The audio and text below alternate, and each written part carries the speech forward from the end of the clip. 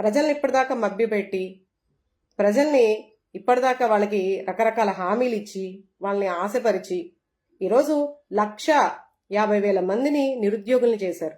Voluntary వ్యవస్థను పూర్తిగా నిర్వీర్యం చేశారు. మీరు ఎన్నికలకు ముందు చెప్పిన మాటలేంటి, ఇప్పుడేం చేస్తున్నారు? ఇవన్నీ కరెక్టేనా? వైజాగ్ స్టీల్ ప్లాంట్ని కాపాడాల్సింది పోయి ఇప్పుడు భాగాలుగా అమ్ముకోవడం జరుగుతుంది.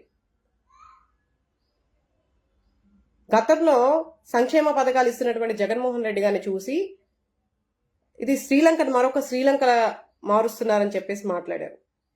మరి అంతకు మించి హామీలనిచ్చి 5,000 ఉన్నటువంటి వాలంటరీ జీతాన్ని మళ్ళీ 10,000కి రెట్టింపిస్తామని చెప్పి పెన్షన్లు కానీ, నిరుద్యోగ భృతి కానీ, తల్లికి వందనం అని కానీ ఇవన్నీ కూడా రెట్టింపిస్తానని చెప్పినప్పుడు మరి ఏదైతే తప్పు అని మీరు వేలెత్తి చూపించారో మరో శ్రీలంక అని చెప్పి మరి మీరు ఏ ఉద్దేశంతో ఇవన్నీ కూడా హామీలు ఇవ్వడం జరిగింది?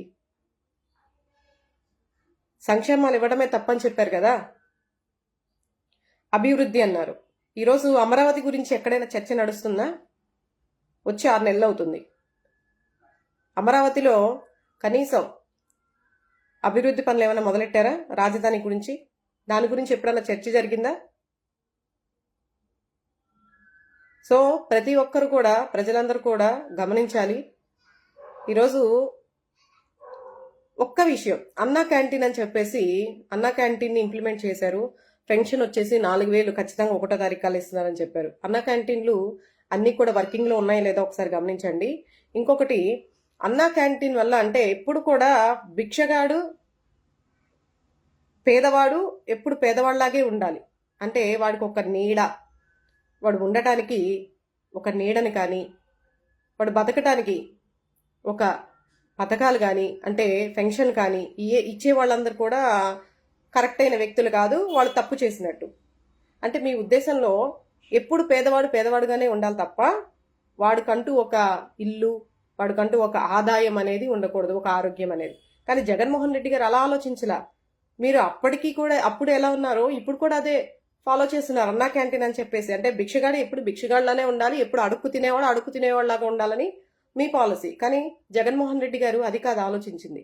ప్రతి పేదవాడికి ఇల్లు ఉండాలి, ఆదాయం ఉండాలి, కనీసం ఎవరి మీద ఆధారపడకుండా, పిల్లలు చూడకపోయినా, ముసలివారైపోయినా, వాళ్ళ ఒంట్లో శక్తి లేకపోయినా వాళ్ళకంటూ నెలకు పెన్షన్ అనేది కూడా వాళ్ళ ఖర్చులకి, వాళ్ళు తినటానికి, అలాగే రేషన్ బియ్యం కానీ, రేషన్ కానీ నెలల ఇంటికి వచ్చేలాగా, అలాగే ఆరోగ్యశ్రీ కార్డు మీద వాళ్ళ ఆరోగ్యాన్ని చూపించుకునే విధంగా ఇన్ని ఫెసిలిటీ కల్పించారు పేదవారికి. మీరు చేస్తుందేంటి? అడుక్కు తినేవాడు ఎప్పుడు అడుక్కు తినేవాళ్ళలాగే ఉండాలి, ఎప్పుడు వాడు బాగుపడకూడదు. ఆలోచించండి, ప్రజలు కూడా ఆలోచించండి. ఈరోజు ఆయన మాట్లాడుతుంటే ఆశ్చర్యం వేసి నేను వచ్చానంటే చాలా రోజులు అయిపోయింది. ఎవరో ఏదో బెదిరింపు కాల్స్కి నేనేమో భయపడ్డానని చెప్పేసి కొన్ని కాల్స్ అయితే వచ్చి ఎందుకు మేడం మీరు మధ్య వీడియోస్ పెట్టట్లేదని అడుగుతున్నాను. సో నాకు కుదరక నేను వేరే వర్క్లో ఉండి నేను కాల్ అంటే లైవ్లోకి రాలేకపోయాను. ఇది విషయం.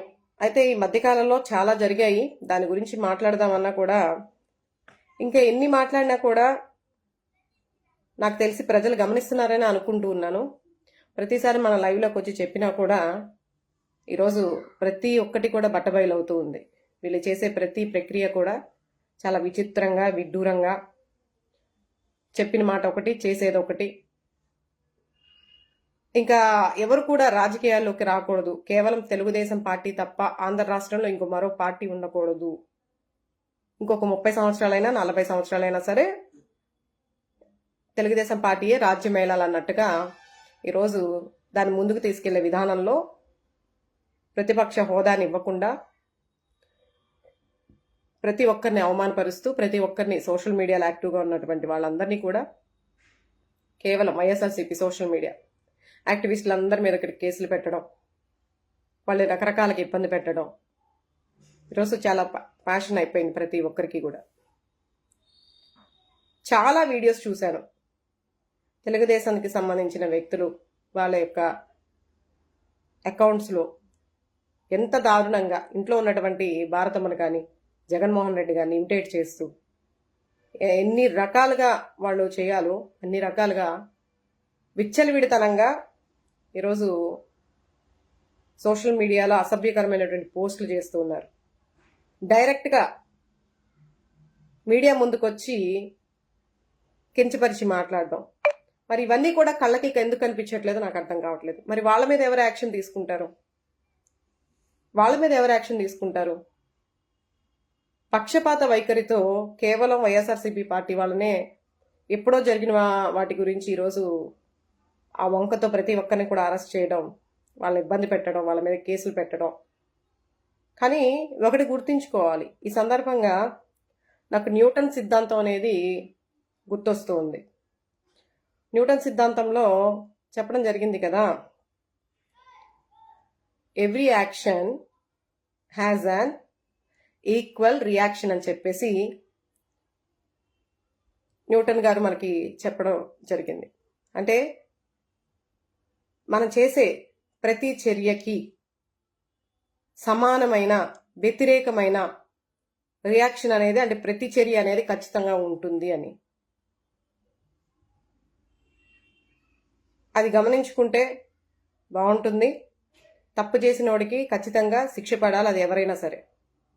కేవలం వైఎస్ఆర్సీపీ పార్టీనే టార్గెట్ చేసేసి వైఎస్ఆర్సీపీ పార్టీలో ఉన్నటువంటి వాళ్ళు ఎటువంటి వాళ్ళు పేదవాళ్ళ, కేసులను బరాయించగలరా, లాయర్లకు ఇచ్చుకునే ఫీజులు కూడా కెపాసిటీ ఉందా లేదా అనేది కూడా ఆలోచించకుండా చాలా దారుణంగా ఇబ్బంది పెడుతూ ఉన్నారు. ఇది ఎంత మాత్రం శ్రేయస్కరం కాదు. ఖచ్చితంగా రాబోయే రోజుల్లో నాకు తెలిసి 6 నెలల్లోనే ప్రజలకి ఒక అవగాహన అనేది వచ్చి ఉంటుందని నేను అనుకుంటూ ఉన్నాను. నిజం నిప్పు లాంటిది, ఖచ్చితంగా బయటకు వస్తుంది. ఎవరో 2-3 చేసిన తప్పులకి పార్టీ అంతను కూడా, అంటే పార్టీలో ఉన్నటువంటి వారందరినీ కూడా, వాళ్ళ యొక్క అభిమానుల్ని, పార్టీ శ్రేణుల్ని అతి దారుణంగా అవమానించడం అనేది మంచి పద్ధతి కాదు అనేది నా యొక్క ఉద్దేశం. మొన్న అసెంబ్లీలో సవిత గారు మాట్లాడడం జరిగింది. డీబీటీ ద్వారా ప్రజలందరికీ కూడా గత ప్రభుత్వంలో డబ్బులు అందితే మహిళలందరూ కూడా, అంటే ఇప్పుడు మద్యపానం అలాగే డ్రగ్స్ అనేది బాగా విచ్చలవిడితనంగా జరుగుతూ ఉంది. దీనికి కారణం ఏంటి అంటే, గత ప్రభుత్వంలో జగన్మోహన్ రెడ్డి గారు డీబీటీ ద్వారా ఎవరికైతే ఈ సంక్షేమ పథకాలను అందాయో వాళ్ళందరూ కూడా దుర్వినియోగం చేస్తూ ప్రతి ఒక్కరు, అంటే మహిళలు ప్రతి ఒక్కరు కూడా మద్యానికి, డ్రగ్స్కి అలవాటు పడ్డారని చెప్పేసి ఆవిడ ఒక మాట మాట్లాడడం జరిగింది.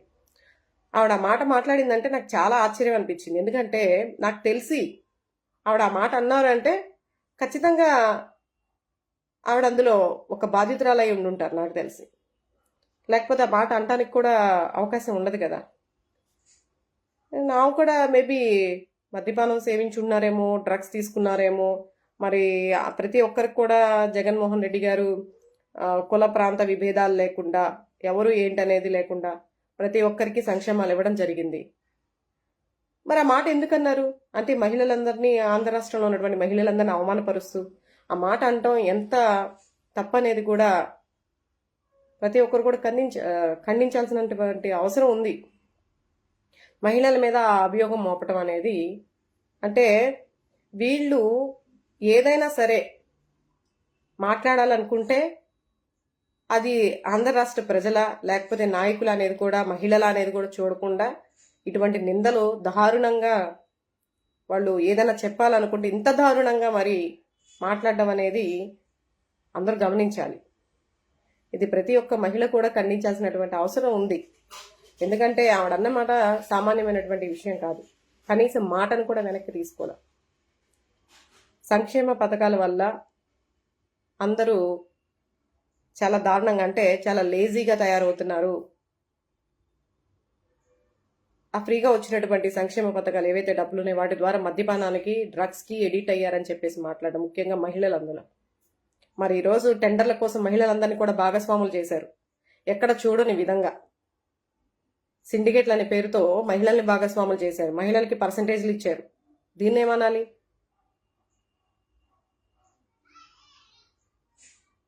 సో దయచేసి మీకున్నటువంటి సమయంలో, రాబోయే రోజుల్లో నిజమైనటువంటి నాయకుడిని ఎన్నుకోవాల్సినటువంటి బాధ్యత మనకుంది. ఒక అబద్ధాన్ని 100 సార్లు చెప్పి దాన్ని నిజం చేయాలనే ప్రయత్నంలో ఈరోజు ఎన్డీఏ ప్రభుత్వం ఉంది.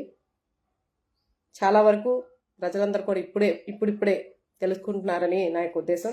ఇంకోటి ఏంటంటే, ఇందాక కూడా నాకు ఒక మెసేజ్ వచ్చిందండి. టీడీపీ నుంచి ఒక SMS వచ్చింది. మెంబర్షిప్ చేసుకుంటే లింక్ వచ్చింది. లింక్ మీద క్లిక్ చేస్తే టీడీపీలో ఒక మెంబర్షిప్ కావాలనుకుంటే దాని మీద క్లిక్ చేయమని, అదేవిధంగా కాల్ కూడా రావడం జరిగింది. మెంబర్షిప్ అయితే 2 లక్షల నుంచి 5 లక్షల వరకు ప్రమాద బీమా అనేసి మన తెలుగుదేశం పార్టీ వాళ్ళు ఆఫర్ చేస్తూ ఉన్నారు. మరి ఈ రకంగా ప్రజల్ని చాలా మభ్యపెడుతూ మెంబర్షిప్ అనేది ఫోన్లకు వచ్చి డైరెక్ట్గా ఫోన్లోనే మెసేజ్, ఫోన్ కాల్స్ వచ్చి ఎలక్షన్స్ అయిపోయినాక కూడా ఇప్పుడు మళ్ళీ కొత్తగా జన్మభూమి కమిటీలు అనేది మీకు గతంలోనే తెలిసే ఉంటుంది. అలాగే మెంబర్షిప్ అనే ఉద్దేశంతో 100 రూపాయల మెంబర్షిప్, 1,00,000 రూపాయలు కట్టిన వాళ్ళకి పర్మనెంట్ మెంబర్షిప్లు, మరి ఇవన్నీ కూడా సంపదను సృష్టించే భాగంలో ఒకటిగా మనందరం కూడా ఆలోచించుకోవాలి.